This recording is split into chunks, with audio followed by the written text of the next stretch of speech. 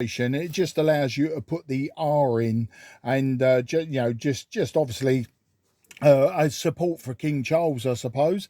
And likewise, it helps when you're calling CQ, and especially for the DX on 10, 12, 15 meters, people jump on it a bit more because it's a bit more unusual.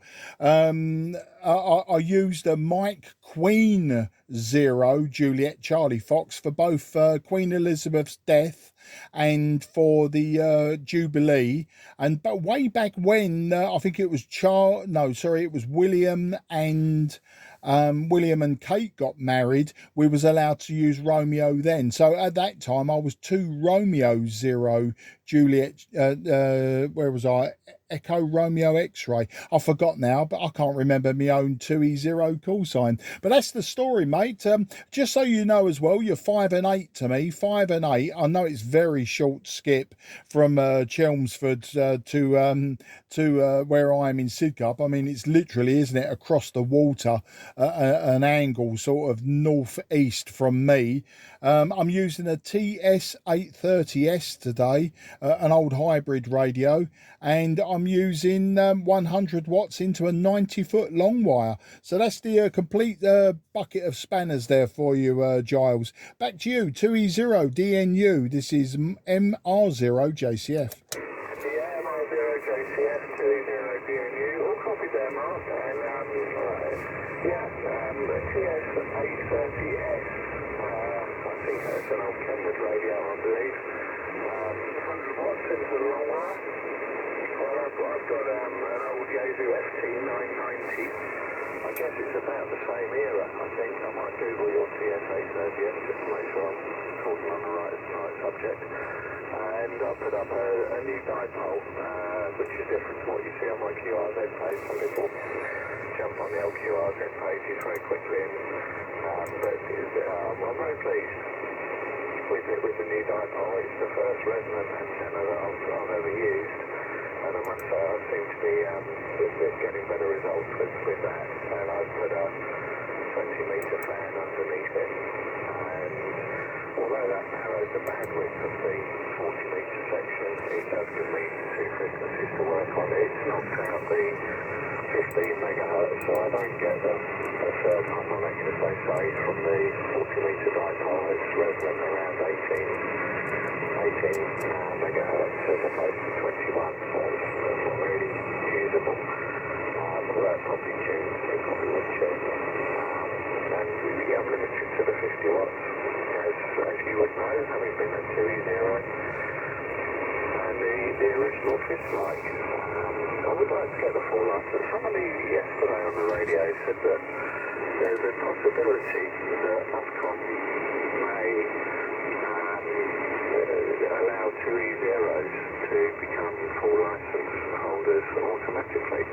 I think they're going to make a decision by the end of this year to simplify the number of courses that there are. I think they're going to make it a 2-stage course, and the existing 2E0s jump up to full license holders. So if that happens, it's a bit of a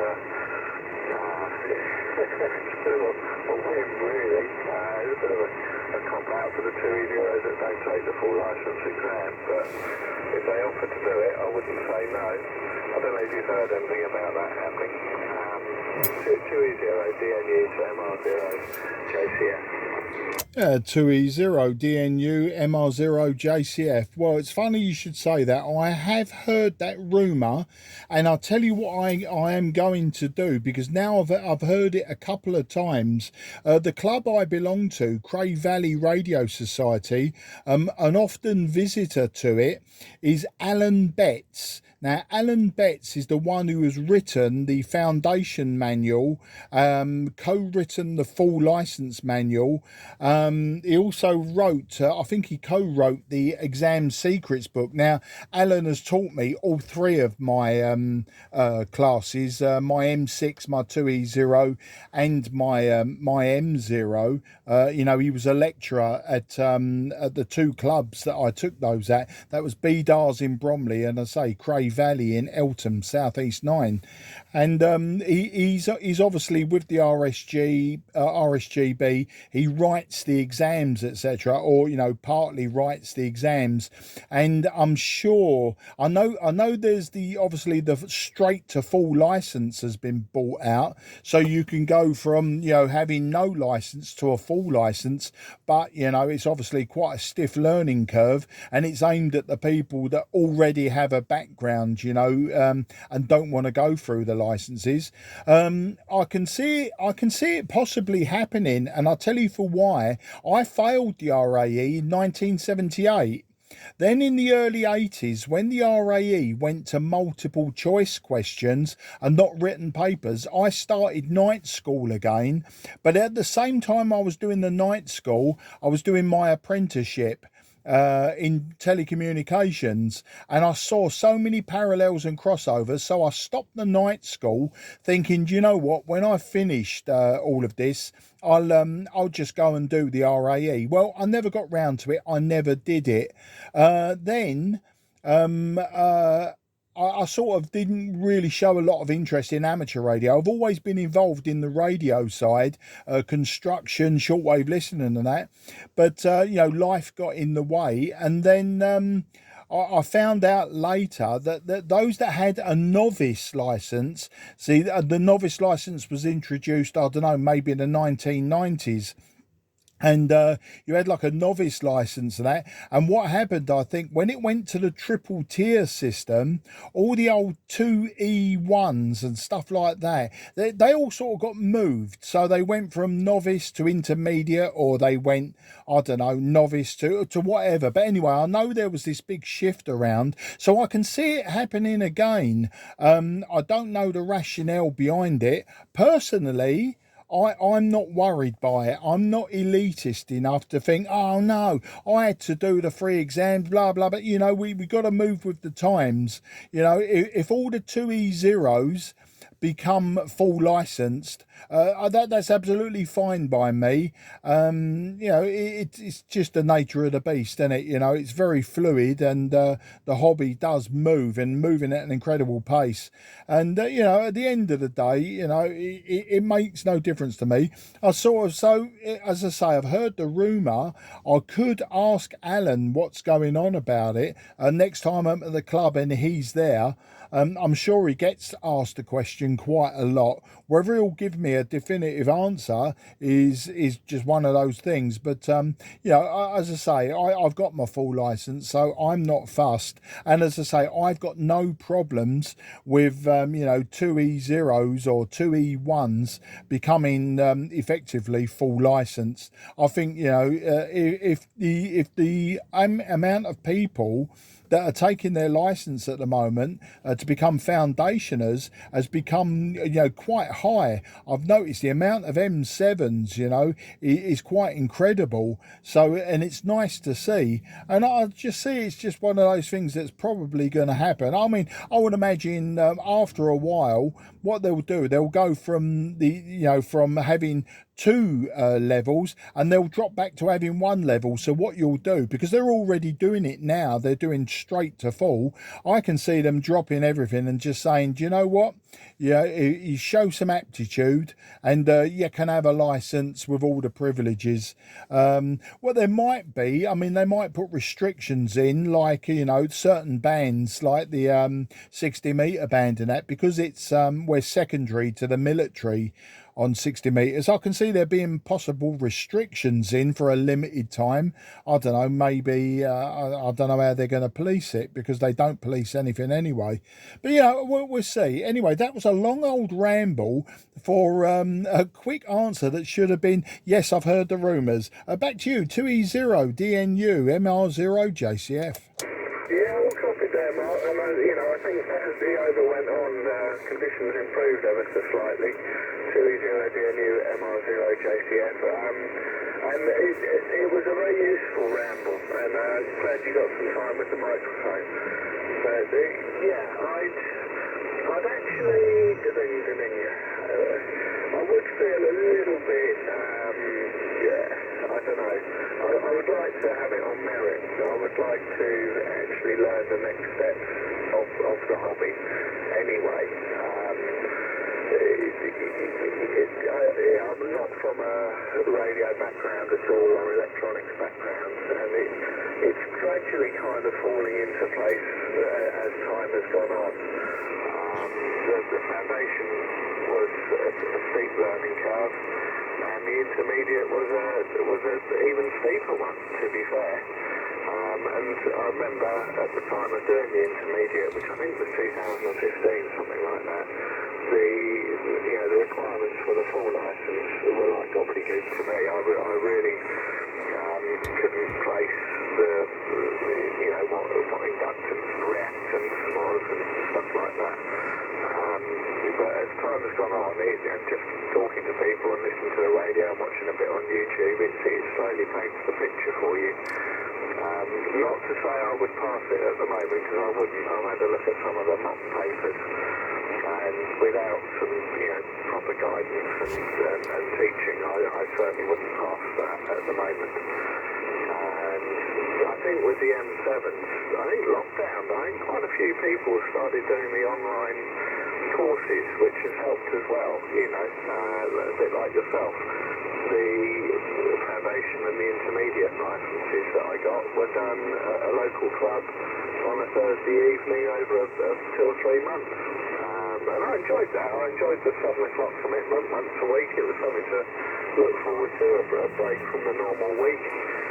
And you're kind of led by the hand, which was a good way of doing it. And there were practical parts to it as well, making little receivers, which on the online courses, I don't know if there's a practical side to that. But there might be, I don't actually know.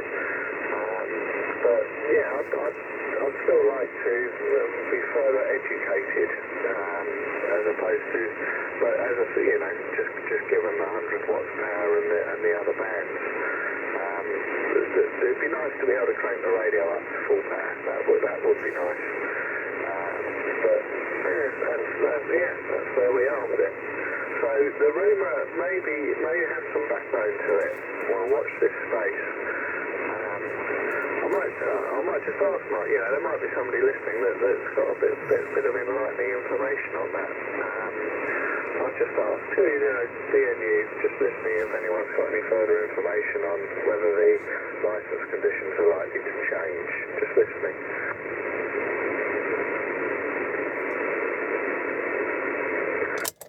Yeah, there, Mark. What else can I say? Yeah, with this dipole that I put up, putting the 20-metre fan underneath did narrow the sort of bandwidth, or would it be the bandwidth? I had a shallower SWR curve before, and now it's a tighter V, having added the 20-metre fan underneath the 40-metre dipole. But it's not too bad. I'm going to persevere with it. I do want to try and make some chokes to put on the end so I can get on 80 metres. And I've got someone that's fairly local that said he would help with that, who's in the, he does radios for a living. I think he does radar for a living, actually, but he's very knowledgeable. He understands the sort of relationships between the wires and the coils and the traps and inductance, reactance, and all that kind of stuff. So yeah, I'm looking forward to doing that. Other than that, it's a very nice evening. I've got a good cup of tea, and it's not going to bad work either. 2E0DNU, back to Mark, MR0JCF. Yeah, 2E0DNU, MR0JCF, and I think somebody has just come up on the frequency very close. You're on 144, aren't you? And I would imagine that he's probably come up on 145 or something like that. But never mind. I've got to be honest with you. You're talking about your antennas now. I am a very, very lazy antenna man. Very lazy. That's the long wire. I'll tell you the reason why I'm using a long wire is I've been involved in like shortwave listening and building my first crystal set in 1974, and I put a long wire up you know, just a piece of wire hanging out the window attached to a tree. And everywhere I've been since then, you know, the properties I've owned, etc., I've always had a long wire up. And even when I was like CB radio and that, yes, I'd have me verticals and stuff, but I'd always have a long wire up. And sometimes I used a long wire for transmitting maybe on the free band, and sometimes I didn't. Especially when I was doing the 45 meter band, free band, you know, the Echo Charlie, I would use a long wire. And I never really sort of studied antennas, etc. So consequently, when I talk to people, you know, that are building dipoles, fan dipoles, trap dipoles, etc., yeah, I'm very interested, but I don't have a lot of input, as I say, because I'm a very, very lazy person when it comes to antennas. But it's working well. I mean, you imagine, I've had this conversation the last couple of days on 40 meters. We're separated as the crow flies. Now, let me just check how far away we are from each other. It's not very far. You know, we're 25 miles away from each other as the crow flies, with the River Thames in between. And yet, our signal is going the best part of 800 miles via the F layer. You know, it's about 300 to 400 kilometres up, isn't it? So let's say 700-800 kilometres round trip to have this conversation, when really, you know, probably 2 meters we could do it no problems whatsoever. So yeah, I'm a very lazy antenna man. I mean, I've got commercial antennas for 2 meters, 70 sems, etc. I've got a 9-element beam for 2 meters. Not that it gets a lot of use these days, but I was just thinking as well. You know, you were saying about getting your full license and possibly you know, having that extra power. And when you think about it, though, if you're running 50 watts and you increase your power to the legal 400 watts, that's only a 9 dB gain, which is what, just over an S point. That's all it is. So, you know, if you're giving someone a Santiago 7, Santiago 8, you're only going to probably, if you're lucky, give them one more S point than that. You know, I suppose it's okay if it's a marginal signal, you know, you're giving someone a marginal signal, but where you're doing it right is you're building what I would call proper antennas. You know, I've just got a really lazy antenna. So, you know, it's been there for years. We've been living in this house we have been living here 20 years, and I reckon within a few weeks of me moving in, I put a wire antenna up, you know, just for homemade radios and that I was doing. And you know, it's just always been there, so which is why I use it. You know, it is a shortfall, I suppose, and I suppose it could also be a little bit of a waste. But you know, I've got a 5/8 wave vertical for 10 meters, and I use that on 12 as well. So with the DX the last year, it's worked really well. And likewise, you know, I do a lot of QRP stuff. So where I like amateur radio, I'm a constructor more than anything, or a restorer of old radios. If you check my QRZ page, you'll see all of the old rubbish that I've got, and I use old rubbish tongue in cheek. You know, I've got radios going back to the 1960s that do need a lot of restoration work. But the TS-830S, it's from about 1981-82. It's a hybrid, so it's got valves in the output, but the rest of it is solid state. And it was, back in the day, sort of the flagship radio of Kenwood and Trio. And I've got quite a few old trios now, 520s. I've got 3 of those old buggers, you know, and I've got 2 meter bands. You know, I've got an old Trio TS-700, which is purely analog as well. You know, no digital displays or anything. I just like the old stuff. And that's it really. There's not much else to tell you. I mean, I wish you well if you do go for the full license. Yeah, there is a little bit to learn, and if you haven't got the natural background, then yeah, it's a bit more difficult. I mean, as I say, for me, I sort of knew it over the years without having to learn it, because I was taught it in my job and things like that. It just came, you know, it just came and stayed in my head for all those years. And the reason I didn't get licensed until 2017 was because I wasn't overly bothered. But then, you know, I saw this triple tier exam system, and I thought, do you know what? This foundation thing looks really simple. And I thought to myself, I'll have a go at that. and I did, and it was was it one weekend or was it 2 weekends? I can't remember, but anyway, I know the exam took me 10 minutes and I dropped 1 point, probably because I raced through it. And so 5 months later, I just did the 2 Echo 0, and the reason I did the 2E0, the intermediate, is I wanted to homebrew. That was a thing you couldn't do as an M6 or an M3 at the time. You could not homebrew a transmitter. You could build everything else, you just couldn't build the transmitter. And I love building VFOs and stuff like that.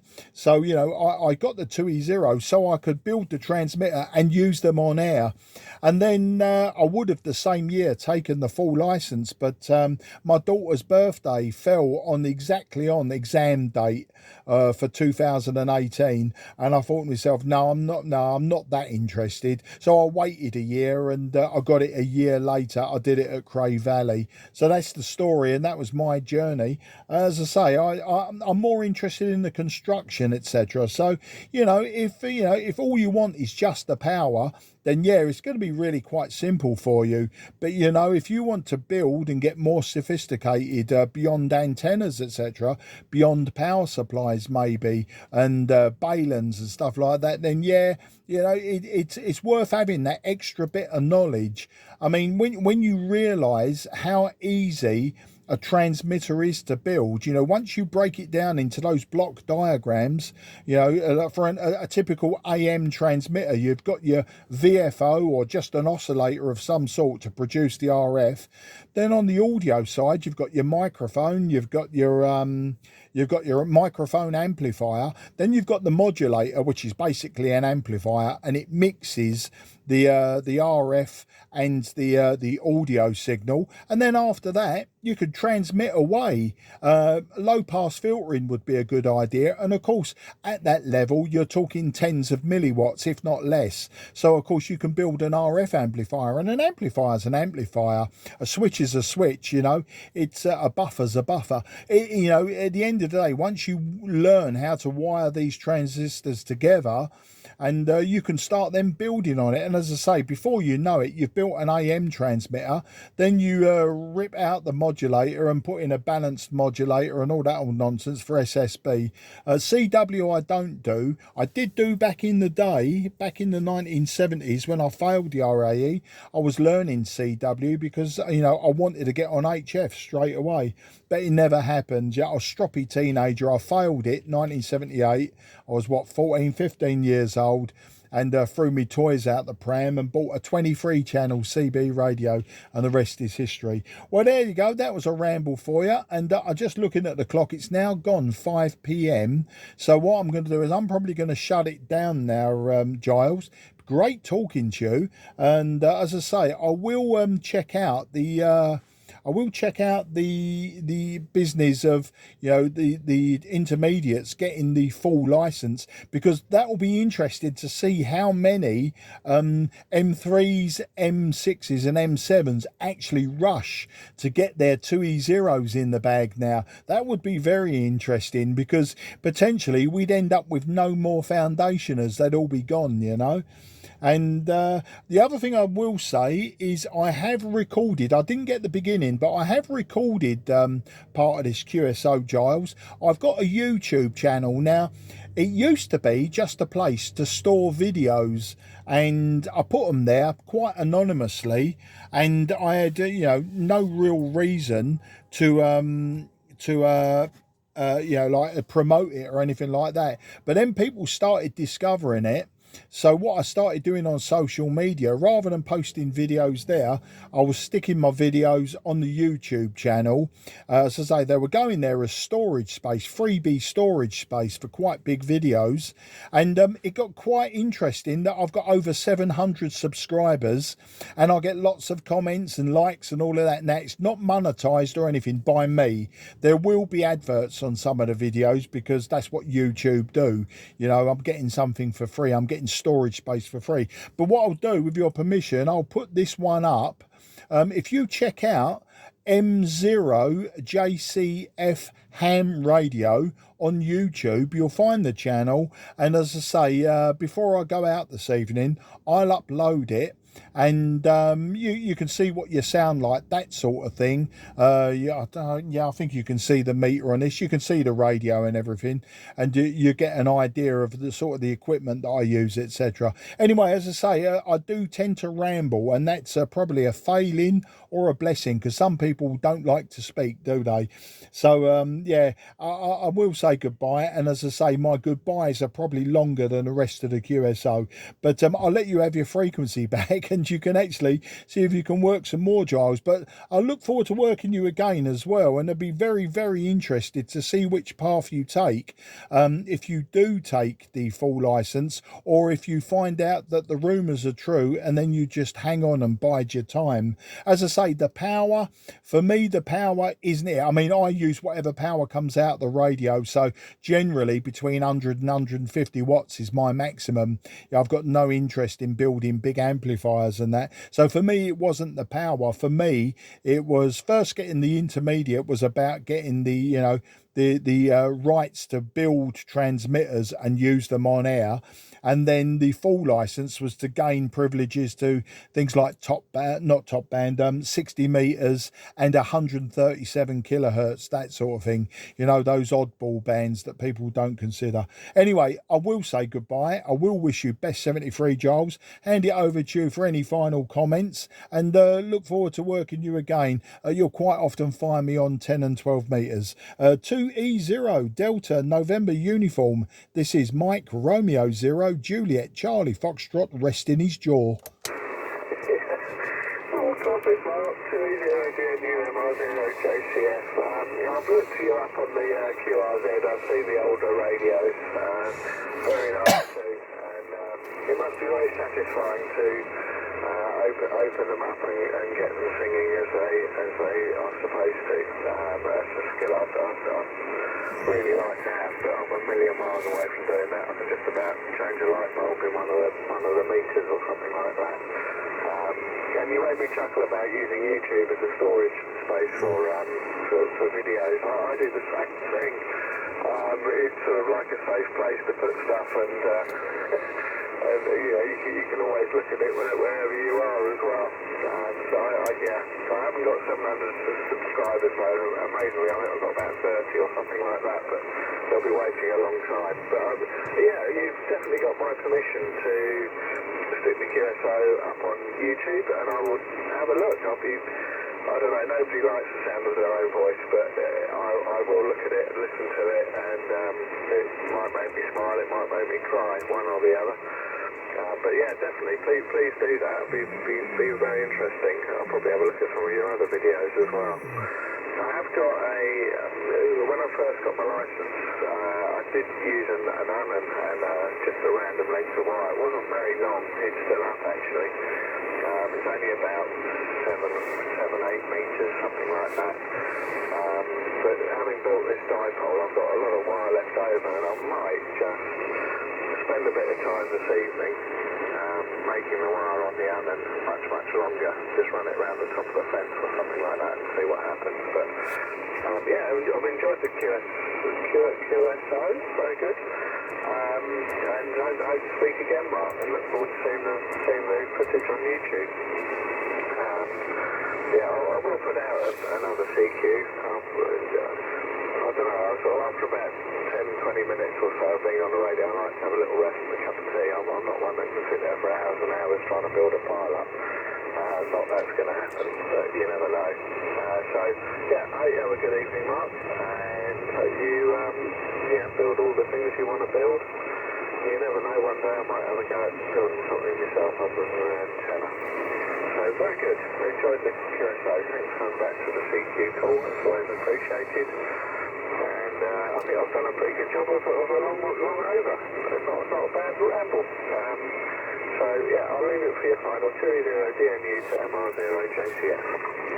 Yeah, 2E0DNU MR0 JCF, absolutely no problem. So yeah, it's M0 JCF ham radio on YouTube, and yeah, there's well over 300 videos on there now. You'll see some of it as well. Some of the homebrew stuff is there. Like I built a rig into a tobacco tin. There you go, and it's the the true SDX. It was built from a kit, so it wasn't truly homebrew. But it was built from a kit. But you'll see the QRP stuff and that. Interesting stuff, I suppose, will be if you look back a couple of months, you'll see me work in Australia with less than 10 watts, that sort of thing, you know. They're the ones I like to promote to people and like to emphasize. Look, you don't need hundreds of watts, you don't need expensive equipment, you don't need this, you don't need that. You know, it's just once you get your head around this older stuff as well, you'll realise it's as good as, and sometimes better than, the modern cheaper stuff. I wouldn't say the more modern expensive stuff, but definitely, you know, you pick up an old TS-830S, you pick one up for 150 quid, you've got a beautiful analog hybrid radio made by Kenwood Trio. And you know, and all of a sudden, you all right, you get your head around the analog display and that, like the dials. They haven't got a digital display unless you buy the add-on. And once you get your head around it and you sort of learn how to plate and load and set the drive controls and everything, you get so much satisfaction out of it. And that's the same for this particular radio. I mean, I've only had it a couple of months, always wanted one. I've wanted one for 40 years, and I only bought this a few months ago, along with the tuner, the microphone, and a few other sundries. Bought it from a club member at a very good price. And, you know, I have so much fun with it. Sitting right next to it is an IC 7300, and the IC 7300 is just fantastic for what it does, and the lower noise floor and all sorts. But that's because of all the digital processing and everything. You know, you're operating a computer with an RF stage and an audio amplifier stage. You know, they are fantastic for what they are and what they do. But you know, putting it into context, they're all radios at the end of the day, and once you tune your ears in and tune your fingers in, you know, you can pick up some marvelous old kit that is more than capable. And you suddenly wonder, you know, why people say it's an expensive hobby. It doesn't have to be. Anyway, on that note, I'll say goodbye. As I say, I'm off out this evening, and I only came up here about an hour or so ago to actually check 10 meters. I was just having a quick go on 10 meters, see if there was any sporadic E. All there was a few Brazilians come back to me, which is quite normal for this time of the year on 10 meters with the sun's activity. Now that we've passed the spring equinox, North America, etc., seems to have vanished.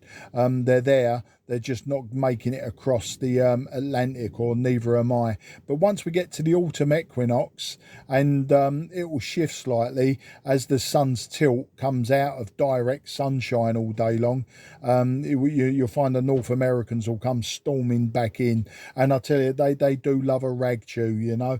I try to avoid 20 meters. I just find it too yesterday for me.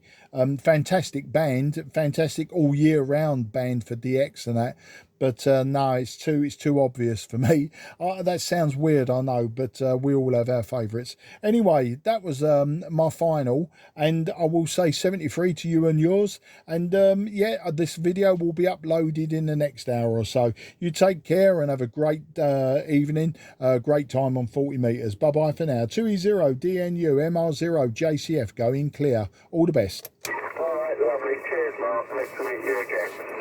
Very good, very good.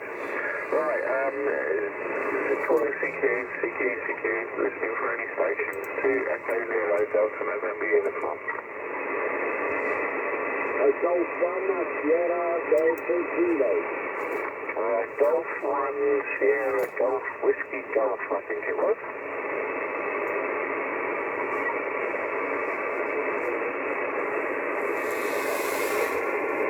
I find it difficult to get your course on sort of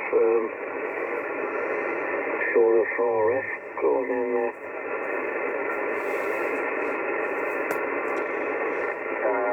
You start talking about RF, trying to go again. Delta Kilo. The Delta giving you a call, he might give you a better report. No, I'll just sit by and give me a call saying when it's ready. Germany 1. Delta Kilowatt. Germany 1.